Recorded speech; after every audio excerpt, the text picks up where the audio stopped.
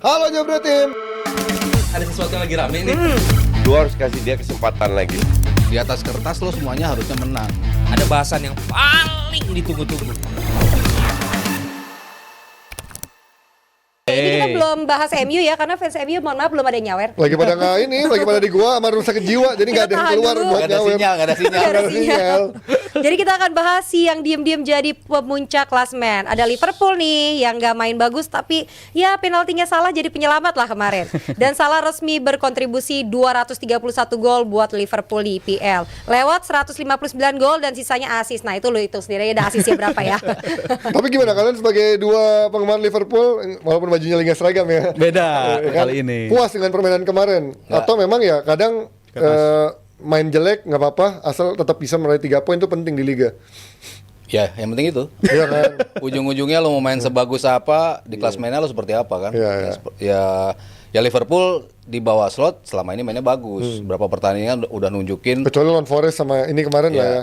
Bedanya lawan Forest nggak menang, ini menang ya. Yang ini menang. Ya mainnya sih semuanya jauh di bawah performance. Ketika dapat bola, Gravenberch megang bola, kedepannya juga bingung. Siapa yang harus nusuk, siapa yang harus itu kayak nggak ada chemistry sama sekali lah. Chance-nya yang di-create juga nggak banyak. Kalau dibilang berimbang, ya cukup berimbang dari sisi jumlah itu loh. Persentase possession aja nggak beda jauh. Cuma 5-5-4-5. Bedanya expected goals-nya jauh ya. Ya shots-nya nggak jauh, sama 10 sama 8, tuh 6 sama 3. Artinya ya Wolves juga punya kemampuan untuk bisa masuk gitu kan. Sementara si Liverpoolnya yang dari sisi permainan udah kelihatan apa ya? Kayak nggak ada di performance standar mereka, Ji. Lebih ke permainannya nggak keluar, Salah juga nggak keluar, semuanya yang diharapkan masih kontribut. McAllister yang biasanya main selalu bagus, kemarin juga underperform. Szoboszlai naik turun kemarin, salah satu performance yang nggak bagus juga. Jadi ya gue nggak bisa ngelihat apa-apa selain 3 poin. Dan ini sih ya kemarin emang performa 3 gelandang Liverpool yang paling jelek di musim ini gue rasa pertandingan lawan Wolverhampton. Walaupun standar Gravenberch ternyata masih, kalau dari angka passingnya ternyata masih cukup oke ya. Tapi kalau dari segi performance secara overall, kemarin pertandingan yang menurut gue paling buruk dari Gravenberch di musim ini sejauh ini. Dan juga dari yang lainnya performa lini belakang sebenarnya cukup oke, tapi agak shaky di babak kedua. Yang menurut gue tuh nggak lepas dari fighting spirit dari Wolves juga. Mereka lagi berjuang di dasar klasemen dan mereka tetap ngasih perlawanan yang sengit juga ke Liverpool. Tapi menurut gue kemarin kemenangan yang gue syukurin banget 3 poin karena at least ngasih gambaran ke kita kalau Liverpool sebagai contender ini yang gue butuhin gitu. Kapan ada momen ketika lu main jelek tapi tetap bisa datangin 3 poin nggak? Karena di era Klopp sekalipun emang selalu main bagus kan nggak juga. Di musim lalu juga banyak main jeleknya tapi at least sampai bulan April mereka juga tetap bisa berada di persaingan untuk puncak klasemen. Jadi yang gue tunggu dari slot ini ya main bagus dan menang udah, main bagus terus kalah udah lawan Nottingham Forest. Dan juga kemarin main jelek tapi menang itu udah ngelengkapin karakter-karakter dari permainan Liverpool. Dan menurut gue ke depannya ini bakal jadi pembelajaran yang mahal banget sih harganya kemenangan lawan Wolves. Karena perhitungan gue untuk jadi title contender bukan hanya ketika lo main bagus dan menang, tapi gimana caranya lo main jelek tapi lo tetap bisa 3 poin. Itu yang terpenting menurut Di gue. atas kertas lo menang ya lo bisa execute itu gitu. Iya, Kemarin di atas kertas mereka menang, walaupun nggak dengan permainan yang seperti Rijal bilang Nggak smooth ya. sama sekali nggak puas nonton mereka main, tapi ya yang penting kan 3 poin. Dan gue merhatiin ini sih ya press conference dari Arne Slot ini sesuai waktu itu Koci pernah bilang ini orang brutally honest banget, sangat-sangat jujur. Dia ngomongin soal Konate ya, yang dia bilang Konate ngerasa kok gue nggak dapat man of the match sih. Si Slot jawab ya lu inget aja tadi kita kebobolan gara-gara apa. Ini sesuatu yang menurut gue fresh banget di eranya Slot. Dan Alexander Arnold pun juga bilang dia punya perjanjian sama Slot kalau dia main jelek tolong kasih peringatan gue yang keras. Karena mungkin di era Klopp ini pemain-pemain ini terlalu dimanjain, terlalu dinyamanin gitu. Ya. Trent Alexander-Arnold bisa main jelek, minggu depannya masih main lagi, tapi di era Slot mungkin itu yang bakal jadi sesuatu yang pembeda sih. Pelatih yang ruthless dan pelatih yang benar-benar jujur apa adanya. Kalau ngomongin pemain jelek ya dibilangin jelek sama dia. Tapi yang jelas masih adem-adem ayam karena memang sekarang ada peringkat pertama. Diam-diam kelihatannya nggak terlalu spektakuler tapi peringkat 1. Kita geser ke Arsenal yang juga pelan-pelan bisa menyamai poinnya dari Manchester City setelah kemarin menang walaupun deg-degan ya. Sempat unggul 2 gol terus juga akhirnya disamain seri juga walaupun akhirnya di last minute dia bisa mencetak 2 gol tambahan yang bikin deg-degan juga. Gimana lo lihat Arsenal sekarang kok dia ada sedikit shaky-nya yang membuat bisa kebobolan 2 gol juga tuh sampai akhirnya harus di menit 90 plus untuk bisa menang. Sebenarnya shaky juga enggak ya. Kalau gue sih tetap melihat Arteta sebagai pelatih yang penuh perhitungan. Kapan lo manfaatin tim lo untuk ngegas, kapan lo harus defense, dan selama ini justru kritikan itu datang ketika dia dibilang terlalu fokusnya pada pertahanan kan. Banyak yang bilang dia udah mulai parkir bus, tapi kan dia mulai berpikir ketika gue bermain bagus terus, ujung-ujungnya gue nggak dapet trofi juga kok. Berapa kali kan musim terakhir kita harus akuin lah salah satu yang the best permainannya ya Arsenal kan. Selain City konsisten juga permainannya, tapi nggak bisa menjadi juara di ujung-ujungnya. Ini mulai ada kalkulasi kan, kapan gue harus cukup dengan 1 poin, gue cukup.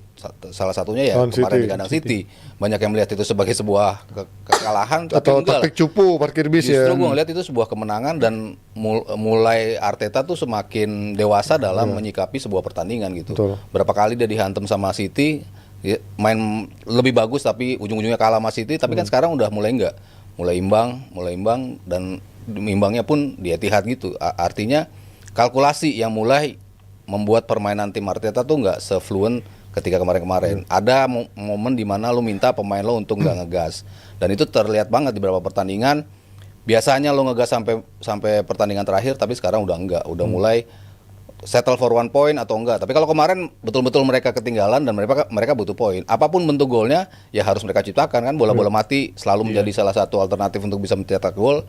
Apapun bentuk golnya itu datang, ya disyukuri pasti sama Arteta, dan dia nggak ngira juga pasti si Trossard bisa bikin gol seperti itu, dan gol terakhir pun harusnya nggak ditembak juga kan dari sisi kanan, tapi ya untungnya bola lepas, mereka dapat bola untuk si Havertz. Jadi ya bentuk-bentuk gol yang nggak indah ini, gua rasa akan menjadi potret juga dari timnya Arteta. Iya. Tapi wajar nggak sih? Maksudnya template itu masih ada nggak sih ketika dia unggul? Sering banget akhirnya dia sering mengendurkan tekanannya dia, dan membuat akhirnya itu lebih banyak peluang untuk tim lawan untuk bisa mencetak gol. Kemarin kan akhirnya 2 gol tercipta kan. Untuk lawan back in the game ya istilahnya. Iya. Oh, sebenarnya di tahun 2024 ini udah bisa disingkirin tuh sama Arteta. Itu biasa terjadi di paruh musim pertama di musim lalu. Iya. Ketika waktu itu lawan Wolverhampton juga jadi 2-1, keadaan Iya. jadi deg-degan menuju akhir. Bahkan sempat kita bahas juga dulu, Arsenal ini spesialis bikin deg-degan menuju akhir gitu. Iya, Tapi iya. di tahun 2024 lihat cara menang mereka kan banyak banget. 6-0, 4-0, 5-0. Menangnya cara dominan semua lah. Di dominan ditambah pertahanan yang solid. Dan untuk kemarin menurut gue one of those days lah pertandingan Leicester kayak gitu. Ada momen-momen di mana Leicester bikin 2 tembakan, dua-duanya berbuah gol. Iya. Itu menurut gue cukup aneh juga pertandingan kayak begitu. Tapi mereka nunjukin ya karakter tim ini udah terlalu kuat. Bahkan menurut gue Arteta menjawab kepergiannya si Odegaard karena cedera, dan juga Betul. pertandingan dari 2 pertandingan kemarin, 3 pertandingan bahkan cukup oke loh mereka nanganin Bisa menutup kepergian. itu lubang itulah ya. Iya. Jadi nggak ada istilah ketergantungan sama Odegaard di Betul, sana kan. sisi kreativitas agak menurun memang, tapi Iya. pemain-pemain lain justru siapa sangka kemarin chance created paling banyak salah satunya Jurrien Timber. Total 7 kali chance created. Gila sih, Dan Timber itu agresif banget. menurut gua salah satu perbaikannya ya ternyata Arteta out of the box juga. Pemain gelandang yang cedera tapi ternyata dia bisa ngakalin dengan cara mainin fullback baru yang menurut gua so far sangat positif gitu dampaknya dari Calafiori di kiri dan juga Jurrien Timber di kanan. Lebih nggak klinikal mungkin iya kemarin, tapi kalau dari sisi mereka narik pedal gas juga nggak juga. Ketika kita lihat mereka nyiptain rekor shots juga kan, Iya. 36 terbanyak banget mereka kemarin. sejak tahun 2012 kalau nggak salah. Itu baru sekali lagi mereka mencetak 36 shots, lalu 19 shots on target atau 17 shots on target. Mana tadi statistik Oi? Itu salah satu yang terbanyak juga yang mereka miliki di Premier League. Nah, itu 16 banyak kalau nggak banget, salah. 35 Ya, 16 shots on target itu salah satu yang tertinggi kan, artinya ini tim juga nggak settle for draw juga. Mereka ngotot untuk bisa nyiptain peluang, nyiptain shots on target, tapi emang belum klinikal pemain-pemainnya. Nah ini kalau melihat dari ini kan pernah gue tanyain di lu mas terakhir ya pas gue siaran di sini, apakah Ben White posisinya akan tetap nyaman atau akan ada pergantian pada akhirnya Timber di kanan dan Calafiori seperti ideal. Ternyata sekarang udah mulai dicoba nih. Iya. Menurut lu ini akan menjadi pattern buat dia ke depannya atau menurut lo dia masih melihat dulu bagaimana kualitas seorang Timber dan juga Calafiori ketika dimainkan sebagai starter gitu? Ya. Kalau gue sih seneng Ben White tuh sosok bad boy-nya, sosok yang bisa intimidasi lawan. Iya, nutupin kiper juga si anjing kan, ini lu kan biasanya. butuh pemain yang kayak gitu ya untuk bisa memenangin lini tengah lah, Iya. lo mengganggu dia di sisi pertahanan. Cuman kalau dari sisi efektivitas, ya Timber ternyata jauh di atas dia. Kreatif. Yang tadinya kita pikir bisa nggak ya dia dengan cepat langsung nyetel. Waktu dia baru datang di musim pertama berapa game emang bagus ya, Bagus, tapi habis itu kan cedera. terus hilang. Panjang. Bisa nggak dia back to his best lagi? Ternyata bisa. ya itu kontribusinya dari sisi offense luar biasa. Ternyata Ya ya di awal juga waktu Calafiori belum start juga dia bagus di kiri Kiri kan. bagus. ya di kiri juga Ya, bagus. itu pun Ternyata, bagus. ya Calafiori udah pasti. Di Ya. kiri gua rasa udah nggak tergantikan lagi. Gila Kita nggak akan lihat lagi Zinchenko, kita nggak akan lihat lagi Kiwior, udah pastilah ya, posisinya Kiwior itu lagi. bakal dipakai oleh Apalagi Tomiyasu juga lama tuh Tomiyasu. Kecuali kalau lo mau puter-puter squad di FA Cup, Carabao gitu FPL ya. yang kayak gitu-gitu. Tapi kalau di permainan yang lo membutuhin 3 poin di liga, udah pasti Calafiori start di kanan. Kayaknya sekarang udah pasti Timber sih. Dan gue nambahin dikit dan gak mengherankan sejak Calafiori ada di kiri kontribusi golnya Martinelli meningkat juga kemarin akhirnya ngegolin lagi dan itu menurut gue nggak lepas dari kenyamanan dia ada di belakang itu ada Calafiori karena nih pemain pergerakannya liar banget kalau gue lihat tiap abis megang bola ngasih bola tuh langsung ngasih ruang, ngisi ruang. Ini pemain yang ngasih sesuatu yang bener-bener beda ditawarkan dari Zinchenko, Tomiyasu atau Kiwior sekalipun. Jadi gue ngerasa kayaknya ini emang upgrade dari sisi fullback di kirinya Calafiori dan di kanannya Timber karena Timber juga bisa lebih kreatif daripada Ben White menurut gue. Ya itu dia dari Arsenal yang kemarin bisa menangkan laga krusial di menit-menit akhir yang udah pada nungguin tuh pasti hatersnya Koci ya pastinya udah nungguin. Apaan ini? Seri lagi nih ternyata dia bisa langsung menang di sisa 90 menit akhir dengan tambahan 2 gol. Hah? 2 gol lagi. Iya makanya 2 gol kan gue pikir udah selesai nih 3-2. Ada 4-2 jadi makin meyakinkan menangnya tuh Nes. Oke, kita bahas ini dulu lah ya, Newcastle yang bisa nahan imbang City kemarin Ya. sedikit.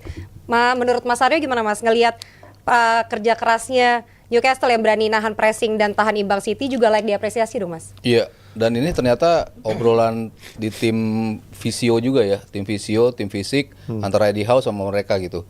Kita pas pramusim mau ngegas pemain langsung fit, good start di depan atau mau ditahan-tahan supaya mereka bisa sustain sepanjang musim. Karena kan kemarin Newcastle gitu tuh, di tengah jalan habis pemainnya untuk ngabisinnya agak-agak susah gitu. Enggak, gas dari awal si Eddie Howe minta begitu. Ya ini kelihatan kan pressing mereka gila loh, sampai pemain belakang nge-press kiper tuh kan. Apa coba bisa kayak gitu. Tapi ya ternyata works. Tim seperti City ya harus diladenin seperti itu dan mereka bisa ngerebut bola balik, mencari transisi ya dengan pressing-pressing yang mereka miliki. Ya mungkin kalau bicara Klopp di era awal datang ya kayak gini ya kalau gue ngeliat potretnya ya. Gegen pressingnya sih agak-agak mirip gitu, menunggu transisi dan pemain-pemain cepat depannya kan luar biasa. Iya. Jadi ya kita akan melihat Newcastle sepanjang musim ya mainnya kayak gini lah. Paling nggak sampai Januari lah mereka masih Kerasa banget gak sih dengan adanya Tonali sekarang udah balik lagi kayaknya lebih bikin solid terutama dari sisi cara dia pressingnya, cara dia berantemnya di tengah lah. Dan padahal Newcastle kemarin juga pincang ya, nggak diperkuat sama striker andalan Ada mereka. Esa kan, Isa. kemarin Gordon ditaruh di sana. Iya, kan. Gordon di tengah dan biasanya Gordon nggak bagus kalau ditaruh situ. Tapi hadirnya Tonali di tengah, ya nyinggungin soal pressing yang ditawarin sama Newcastle. Emang pemain kayak Tonali ini dibutuhin banget, bisa menangin bola di sepertiga akhir, menangin bola di sisi defense juga. Ini pemain yang memang kayaknya sempat hilang juga di musim lalu yang nyata emang ini pemain pelengkap gitu untuk sistemnya Eddie Howe dan gua rasa kalau dia bisa terbebas dari masalah personalnya dia itu dan dia juga bebas tercedera, ini bakal jadi pemain pelengkap banget untuk Newcastle karena ya sayang banget Newcastle kan 2 musim sebelumnya sempat persaingan untuk Liga Champions juga bisa ngasih perlawanan, tapi musim lalu banyak yang rontok, Tonali kena kasus dan musim ini seharusnya bisa jadi respon yang bagus dari mereka sih. Sementara buat City sedikit aja buat kalian statementnya apakah ini akan menjadi sakit kepala buat City berkepanjangan untuk beberapa pertandingan depan dengan tidak adanya Rodri, even KDB juga belum fit. Gimana kalian melihatnya City ini? Sedikit aja. Bakal jadi musim yang berasa panjang sih bagi mereka ya, tanpa Rodri dan juga tanpa KDB karena respon mereka dengan mainin si Walker jadi pemain jadi gelandang itu menurut gue bukan solusi sih menurut gue untuk City dan kayaknya musim ini gue mulai berani bilang kayak semoga aja bukan musimnya City sih kayaknya. Sisa berapa pertandingan ya? Masih ada 32 pertandingan. Kayaknya bukan City Tapi kayaknya kalau panjang begini. ya. Kalau ini beneran sisa waktu yang panjang terasa panjang, bukan Terasa. sisa. Bukan 20 menit ya terasa. Aduh, kan. Lanjut dulu. Lanjut dulu ini. Kita selesaikan dulu ya pembahasan kita baru kita Belum kita baru ya. Mungkin ini akan menjadi sesuatu yang perlu di concern buat Guardiola nggak? Menemukan siapa pengganti seorang Rodri dan juga siapa yang bisa terus menggantikan KDB ketika dia nggak fit juga gitu. Iya, ketika hilang Rodri, kan gue selalu bilang Guardiola selalu bisa antisipasi. At least butuh 8 game berturut-turut untuk bisa melihat se-shaky apa City tanpa pemain yang hilang. Fernandinho dulu kan seperti itu juga kan. Ditambal sulamnya Guardiola selalu bisa lah. Ya kan pemain belakangnya semuanya center back semua sebetulnya kan. Yang bisa ditaruh juga di posisi itu. Rico Lewis juga tetap bisa main di posisi itu. Jadi sebetulnya banyak opsi. Cuman kan nggak ngira di game pertama mereka langsung terkena impact-nya untuk bisa mendapatkan kemenangan. Tapi kan ya kalau kita lihat lawan Newcastle main away juga 1 point menurut gua nggak sebuah kegagalan lah ya. Bukan sebuah kegagalan, masih ada di peringkat kedua juga. ya lo bilang tadi masih ada 32 pertandingan dan Guardiola selalu bakal bisa mencari jawaban untuk siapa pemain yang bisa mengisi posisi itu dengan lancar gitu, transisinya akan lancar. Dan gue ngeliat kalau Rizal mungkin melihat Arsenal, gue sih masih ngeliat City sih sampai akhir musim. Ya tenang aja karena biasanya kan City juga sudah nabung main jelek di awal-awal musim. Nah kemarin di musim ini awal musimnya juga cukup bagus. Baru di pertandingan di ke-6 ini dia akhirnya ketahankan sama Biasanya kan lebih jelek ya startnya. Biasanya lebih jelek starternya di pertandingan kedua pertama atau kedua. Sekarang pertandingan ke-6 baru kecolongan sama Newcastle yang tadi kata Mas Aryo lawannya Newcastle di kandang Newcastle bukan sesuatu yang jelek ketika meraih hanya 1 poin. Oke, ini udah ada fans MU yang dapat wifi ya, baru bisa Waduh. nyawer. Muncul udah nih. Ada Rp200.000 dari pemuja Sabto Haryo. Wih. Oh, iya. Gimana Sabto Haryo. performa MU kemarin lawan Spurs? Jika Bruno tetap main, apakah MU akan bisa mengembalikan keadaan? Enggak. Masih pantas Ten Hag melatih MU? Oh, masih banyak nyata. Mana ada lagi? Waduh, Ada Ada lagi? nggak? Nah ini mah banyak banget Dari ini. Agung Gembul. Teman Aing ini, Rp50.000. mantan produser net. Malam Jebret Tim, tepok jidat MU kemarin. Apakah Ten Hag bakal out? Kalau iya, siapa penggantinya? Apakah Bruno masih layak jadi apa tuh? Jadi Kapten. Kapten. Good question. Nanti kita bahas ya. Ada lagi? Ada lagi? Dari Merwin. Dari Merwin Rp100.000. Ten Hag in atau Ten Hag out nih jadinya? Nanti kita bahas juga. Ada lagi? Dari Peles Tel Adai? Bukan. Bukan. Kemarin. Udah belum? Gitu ya. Oh tuh. Dari Jebret Tim Gunners Rp50.000. Pertahankan Ten Hag, 2 berani ngepres dengan 10 pemain gak kayak Arteta. Tapi dari fans Arsenal aneh banget nyuruh stay-nya Tapi dari lu- fans Arsenal. Nah, lu fans Arsenal apa fans MU jadinya? Lu sarkas ini gue yakin nih. Dari Ridwan Rp50.000. Ten Hag miskin taktik, pakai 4-3-3 ball possession. Bruno sukanya jadi nomor 10. Casemiro gak bisa build up. Erikson sering ditinggal sendirian. Oke. Oke. Kalau Rizal lagi. gak boleh ditinggal Terakhir sendiri. tuh. Jangan sampai harus dijagain Harus terus. dijagain terus. Harus ada yang jagain. Habis ngeliat setan kemarin. Ada ngeliat setan bahaya. Emang after party itu bahaya ya. Sekarang Peles tuh Dari Peles. Peles nilainya Rp50.000. Sedih Peles kalah lagi. Suara udah serak kasih dukungan di Goodison Park. Tapi sedikit teks terhibur dengan 0-3-nya MU. Asik Emang MU terhibur. tuh memberikan Menghibur- banyak orang ini menghibur hiburan banyak tertawa orang. ya. Mulia sekali memang MU musim ini ya. Sangat.